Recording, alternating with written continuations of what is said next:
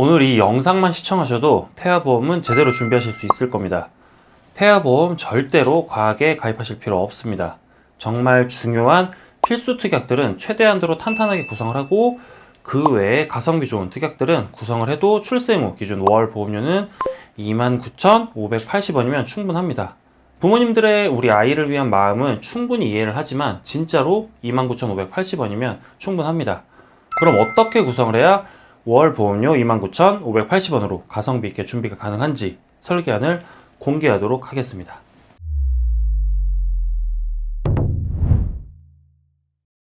본 광고는 손해보험 광고심의 기준을 준수하였으며 유효기간은 심의일로부터 1년입니다. 안녕하세요. 태아보험 전문가 보험선생입니다. 임신하시게 된 거 정말 축하드립니다. 지금 한창 태아보험을 알아보고 계실 텐데, 이 태아보험이 워낙 특약들이 많다 보니 어떻게 구성을 해야 할지 머리 아프실 겁니다. 그렇다고 여러 설계안을 비교해보자니 구성된 항목들이 다 달라서 더 헷갈리실 거예요. 제가 오늘 선택에 도움이 되실 수 있게 설계안을 같이 보면서 항목별로 설명을 드리겠습니다. 제가 직접 청구해드렸던 경험이라든지 보험 약관을 분석해보고 의학적인 통계를 바탕으로 만든 설계안이니까 끝까지 봐주시면 좋을 것 같습니다. 태아보험 30세 만기 보험료는 출생 후 기준 29,580원입니다. 태아기간의 보험료는 출생 예정일에 따라 바뀌기 때문에 참고만 하시면 될 것 같습니다. 보통 우리가 태아보험의 보험료를 얘기할 때는 출생 후 보험료를 기준으로 얘기를 하는데요. 저한테 문의 주시는 분들이 대부분 하시는 말씀이, 다른 곳을 통해서 태아보험 30세 만기 설계안을 받아보면 보통 3만원 후반에서 많게는 5만원까지 하는데 왜 이렇게 금액 차이가 나냐고 하십니다. 보험료가 저렴하다 보니 보장이 부족한 거 아니냐고 생각하실 수도 있는데 전혀 아닙니다. 지급받기 어렵거나 불필요한 특약들, 그리고 중복되는 특약들을 제외하고 나니 보험료가 저렴해졌을 뿐입니다. 자, 그러면은 어떻게 특약들을 구성을 해야 이렇게 가성비 있게 준비가 가능한지 가입 특약들을 살펴보도록 하겠습니다. 자, 먼저 상해 우유 장애 특약입니다. 상해로 장애 지급률이 3% 이상에 해당되는 장애 상태가 된 경우에 가입금액 곱하기 후유장애 지급률을 지급해주는 담보인데요. 굉장히 중요한 특약입니다. 상해로 인해서 영구적인 후유증이 남는 경우를 얘기하고, 대부분 상해 사고를 보장을 해주는 가장 넓은 범위의 특약이기 때문에 이 특약만 구성을 해주시면 됩니다. 이거 외에 상해 후유장애 20% 이상 아니면 50% 이상, 그리고 교통상호 후유장애 같은 특약들은 이 특약과 중복되고 하위 개념의 특약이기 때문에 구성하지 않는 게 좋습니다. 이번엔 보험료 납입 면제 대상 담보입니다. 상해 또는 질병으로 장애 지급률이 50% 이상에 해당되거나 암, 뇌혈관 질환, 심혈관 질환 또는 중대한 재생불량성 빈혈, 양성 뇌종양으로 진단 확정된 경우 또는 중대한 특정 상해 수술을 받는 경우가 가입 금액을 지급받습니다. 그리고 차외 보험료부터 납입이 면제되는 특약입니다. 말 그대로 앞에서 얘기했던 면제 대상에 해당되면 앞으로 남은 보험료는 전부 면제가 되는 특약이기 때문에 꼭 구성을 하시는 게 좋습니다. 자, 이번에 보험료 납입 지원 유사암 진단 양성 뇌종양 포함 특약입니다. 유사암, 양성 뇌종양 포함으로 진단받게 되면 가입 금액의 12배를 보험료 납입 지원 기간 동안 매년 확정 지급하고, 가입 금액 곱하기 보험료 납입 지원 잔여 기간을 지급해 줍니다. 보험료 부담이 적기 때문에 구성을 해주시면 좋습니다. 다음은 골절 진단 담보입니다. 상해로 인해 골절로 진단 확정된 경우 가입 금액을 지급해주는 특약인데요.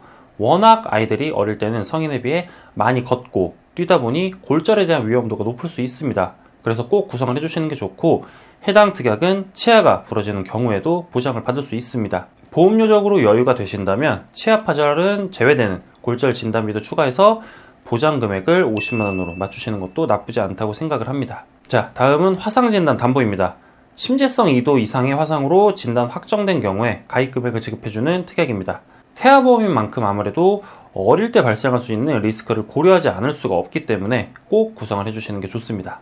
그리고 중증화상 부식 진단 담보는 보장 금액 대비해서 보험료 부담이 적은 특약이고, 국민건강보험공단 중증질환 산정 특례 진료 현황 통계를 살펴보면 20대 이하는 중증화상이 뇌혈관 질환보다 진료 인원이 높습니다.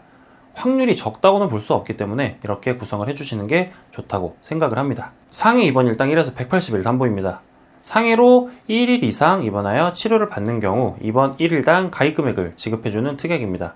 아이가 어릴 때는 아무래도 상해로 인한 리스크가 발생할 수 있기 때문에 가장 보장 범위가 넓은 1에서 180일 담보를 하나만 구성을 해주시면 좋을 것 같습니다. 상해 수술 담보입니다. 상해로 수술을 받는 경우 1사고당 가입 금액을 지급해주는 특약인데요. 상해 수술 관련해서 가장 넓은 범위의 특약이기 때문에 이 특약만 넣으셔도 충분하다고 생각을 합니다.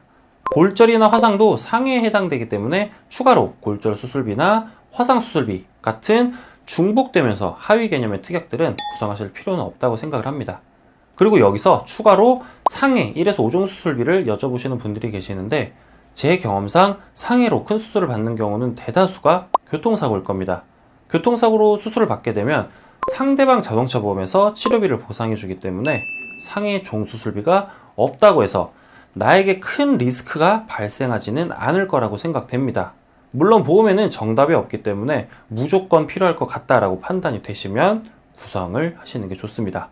다음은 상해흉터 성형수술 담보입니다. 상해로 상해흉터 성형수술을 받는 경우에 지급되는 특약인데요. 이 담보도 태아보험인 만큼 어릴 때 발생할 수 있는 리스크를 대비해서 구성을 해주시는 게 좋다고 생각을 합니다. 질병후유장애 담보입니다. 질병으로 장애 지급률이 3% 이상 장애 상태가 된 경우에 지급해주는 특약인데요. 가입금액 곱하기 후유장애 지급률만큼 지급을 해줍니다. 이 특약도 질병 후유장애 중 가장 넓은 범위의 특약이기 때문에 해당 특약 하나만 구성을 해주시는 게 좋습니다. 상해 후유장애와 마찬가지로 하위 개념의 중복 특약들은 제외시키는 게 좋습니다. 다음은 암진단 담보입니다. 유사암을 제외한 암으로 진단 확정된 경우에 최초 1회 가입금액을 지급해주는 특약입니다. 최대 한도인 1억으로 구성을 했습니다. 간혹 고객분들께서 30세 만기인데 굳이 암진단비를 이렇게 가입할 필요가 있냐고 하시는데 우리가 일반적으로 생각하는 암은 성인에게만 나타날 수 있다고 생각을 할 수 있는데 소아 때 발생할 수 있는 소아암, 즉 백혈병이 있습니다. 태아보험에서 암진단비를 탄탄하게 구성하는 이유는 이 소아암을 대비하기 위함이라고 보시면 됩니다. 그래서 보시면 이 다발성 소아암 진단비를 추가로 5천만 원을 구성을 했습니다. 소아암으로 진단 시에는 일반암 진단비에서 1억 원이 지급되고 추가로 다발성 소아암 진단비에서 5천만 원 해서 총 1억 5천만 원을 보장받을 수 있습니다. 여기서 보험료 여유가 되시는 분들은 재진단암 진단비도 추가로 구성을 해주시는 게 좋다고 생각을 합니다. 뇌혈관 질환 진단 담보입니다. 뇌혈관 질환으로 진단 확정된 경우 지급되는 특약인데 가장 넓은 범위의 특약이기 때문에 해당 특약으로 구성을 해주시는 게 좋습니다. 신생아 뇌출혈도 보장을 해주기 때문에 꼭 구성을 해주시는 게 좋습니다. 허혈심장질환 진단 담보입니다. 허혈심장질환으로 진단 확정된 경우에 지급해주는 특약입니다. 이 특약보다 보장 범위가 더 넓은 심혈관 질환 특약이 있지만 허혈심장에 포함되는 질환을 제외하면 부정맥이나 심부전 등이 있는데 이러한 질병들은 사실 30세 이전에는 발생할 확률이 매우 낮다고 볼 수 있기 때문에 30세 만기 보험을 준비를 할 때는 허혈심장 진단비로 구성을 하시는 게 가성비적인 측면에서는 더 낫다고 생각을 합니다. 물론 30세가 아닌 100세 만기로 준비를 하시는 분들은 심혈관 질환 진단비로 구성을 하시는 게 더 좋다고 생각됩니다. 다음은 항암 방사선과 약물치료 담보입니다. 기타 피부암과 갑상선암을 제외한 암으로 진단 확정되고 그 치료를 목적으로 항암 방사선 치료나 약물 치료를 받는 경우 가입 금액을 지급받습니다. 기타 피부암이나 갑상선암일 경우엔 가입 금액의 20%를 지급받을 수 있습니다. 심장 관련 소아 특정 질병 진단 담보입니다. 심장 관련 소아 특정 질병으로 진단 확정된 경우 지급받습니다. 심장 합병증을 동반한 가와사키병이나 판막 손상을 동반한 류마티스열이 여기에 해당되기 때문에 태아보험에서는 꼭 구성을 해주시는 게 좋다고 생각을 합니다. 양성 뇌종양 진단 담보와 중대한 재생불량성 빈혈 진단 담보, 그리고 중증 세균성 수막염 진단 담보는 가성비 특약이라고 불리는데요. 이 특약들이 사실 발병률이 높은 건 아니지만 발생했을 때 리스크가 크기도 하고 보험료 대비해서 보장 금액이 큽니다. 만일에 발생할 수 있는 리스크를 대비해서 가성비가 좋은 특약들이기 때문에 꼭 구성을 해주시는 게 좋습니다. 뇌성마비 진단 담보입니다. 뇌성마비로 진단 확정된 경우에 지급해주는 특약입니다. 뇌성마비는 선천적인 경우에도 보장을 해주기 때문에 꼭 가입을 하셔야 하는데 태아보험 필수 특약 중 하나입니다. 22주 6일까지만 가입이 가능한 특약이다 보니 가입 가능한 시기를 꼭 지켜서 놓치시는 일이 없도록 해주시는 게 좋습니다. 질병 입원일당 담보입니다. 사실 성인보험에서는 가성비가 좋은 특약은 아니지만 태아보험에서는 어느 일정 기간까지는 중요한 특약이라고 볼 수 있습니다. 출생 후부터 영유아기 그리고 청소년 때까지는 아무래도 성인에 비해 면역력이 떨어질 수가 있어서 가벼운 질병에도 입원하는 상황이 많이 발생을 할 수 있기 때문에 이 질병 입원일당 특약을 구성을 해주시는 게 좋습니다. 가장 넓은 범위인 1에서 180일 담보를 최대 한도인 5만원으로 구성을 하고 추가로 1에서 30일 담보도 1만원을 추가를 해서 30일까지는 6만원을 지급받고 그 이후부터 180일까지는 5만원을 지급받을 수 있습니다. 1에서 30일 특약은 2만원까지도 구성은 가능하지만 그렇게 되면 종합병원 1인실 담보를 3만원으로 줄여야 하기 때문에 보험료적인 측면에서 봤을 땐 이게 좀 더 가성비가 좋다고 생각됩니다. 1에서 30일 담보를 2만원으로 희망하시는 분들은 따로 말씀 주시면 수정해 드리겠습니다. 질병 입원일당 중환자실 담보와 종합병원 1인실 담보입니다. 출산 후에 아이가 신생아 집중치료실인 NICU에 들어가는 걸 대비하기 위해서입니다. 아무래도 인큐베이터는 입원비가 좀 더 나을 수 있기 때문에 부담이 되실 수 있습니다. 그때를 대비하기 위해서 구성을 해주시는 게 좋습니다. 종합병원 1인실 같은 경우엔 신생아 때부터 영유아기 때까지 아프면 성인에 비해 면역력이 떨어지다 보니 성인처럼 다인실에 입원하기 어려워서 1인실에 입원하는 경우가 많으실 겁니다. 1인실 같이 상급 병실 같은 경우엔 실비에서도 최대 10만원까지만 보장이 되기 때문에 입원비 부담이 생길 수 있습니다. 그래서 추가로 1인실 담보를 구성했고 중환자실 담보와 종합병원 1인실 특약 같은 경우엔 질병에 대한 위험도가 떨어지는 시기에 삭제를 해주시면 되는데 보통 6살 정도라고 보시면 될 것 같습니다. 질병수술 선천 포함 담보입니다. 질병으로 수술을 받게 되면 지급해주는 특약인데 선천적인 질병에 대해서도 보장을 해줍니다. 태아보험에서만 볼 수 있는 특약인데요. 이 선천적인 질병에 대해서는 태아보험에서만 보장을 해주기 때문에 탄탄하게 구성을 해주시는 게 좋습니다.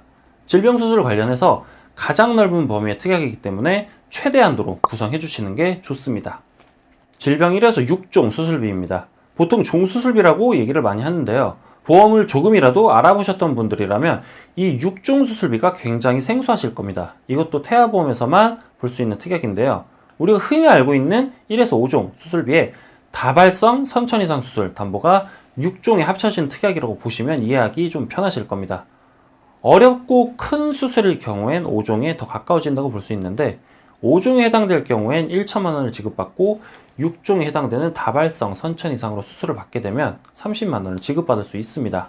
36번부터는 특정 질병들에 대한 수술 특약들인데 국민건강보험공단에서 제공하는 주요 수술 통계를 한번 살펴보면 연령대별 상위 5개 수술 인원을 통계낸 자료가 있습니다.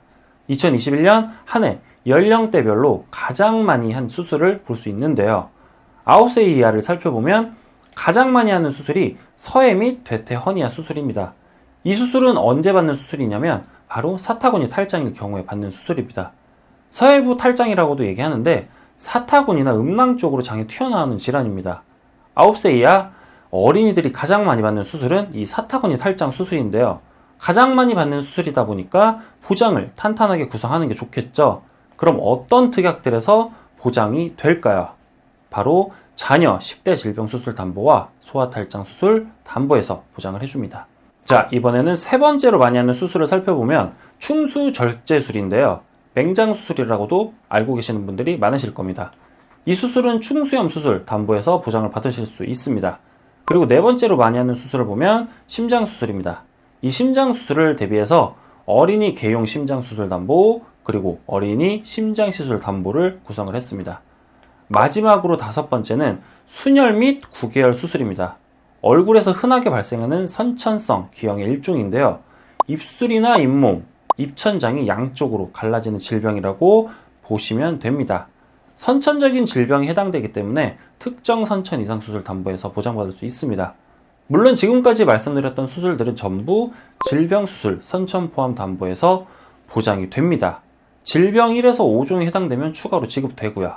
9세 이하 어린이들이 가장 많이 받는 수술 5가지는 보장받을 수 있는 항목을 최대한 가성비 있게 구성을 했습니다.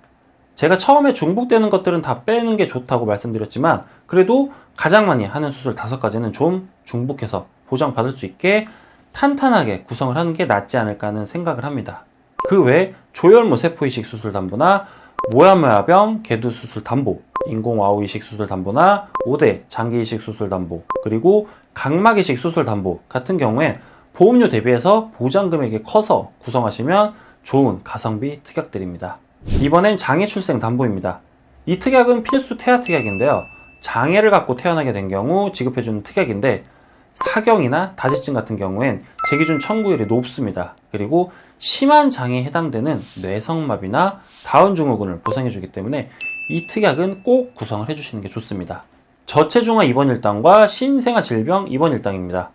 아이가 미숙아나 저체중아로 태어나서 인큐베이터를 이용하게 될 경우를 대비해서 꼭 구성을 해주셔야 하는 필수 특약들입니다.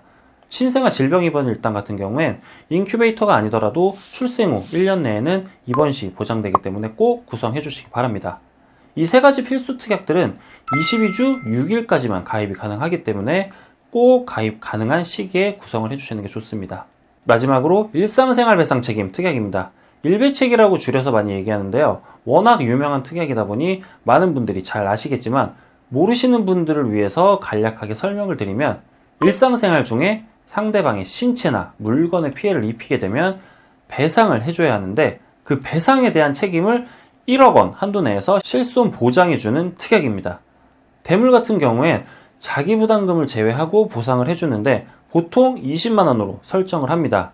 이 특약이 9월에 개정되면서 기존에는 대인, 대물, 누수가 하나로 묶여 있었는데 지금은 각각 분리가 되어 있습니다. 그래서 기존에는 누수가 자기부담금이 50만 원이었는데 바뀌면서 100만 원과 200만 원에서 선택을 해야 하고 하나로 묶여있던 특약은 900원 정도 했었는데 현재는 누수 특약만 보험료가 1399원입니다.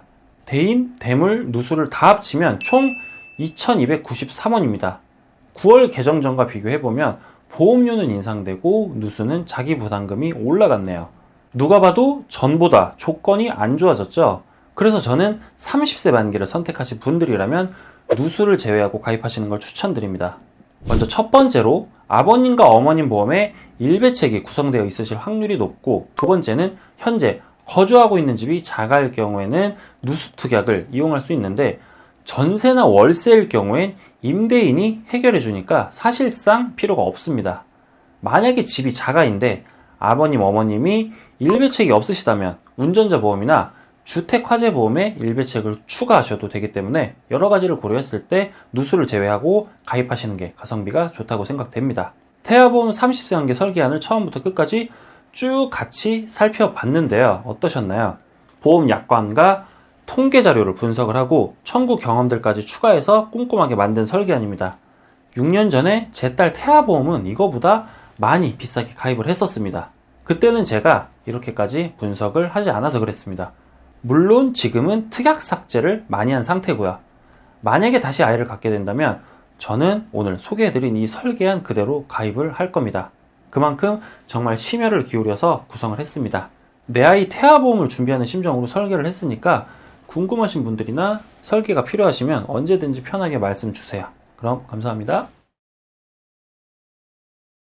본 광고는 손해보험 광고심의 기준을 준수하였으며 유효기간은 심의일로부터 1년입니다.